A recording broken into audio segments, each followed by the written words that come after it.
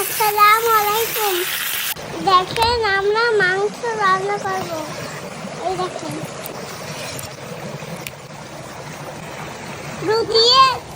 রুটি দিয়ে খাবো, অনেক মজা হবে। ঝাল গুছাইয়া মরিচের ভিতর এইটা দিয়ে পুরো দেব, আর এইটা কেটে এই বাটির ভিতর দেব, আর এইটাও কেটে হচ্ছে বাটির ভিতর দেব, আর মরিচ দিয়ে দেব, আর এইটা এখানে দিয়ে দেব, টমেটো এখানে দিয়ে দেব। দেখি কি আছে।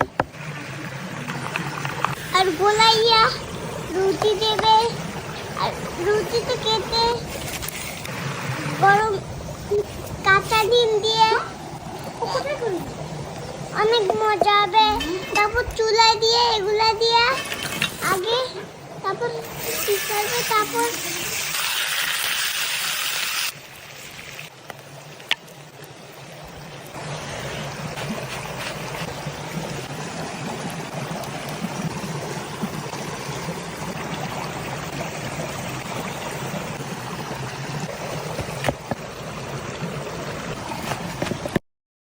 小红书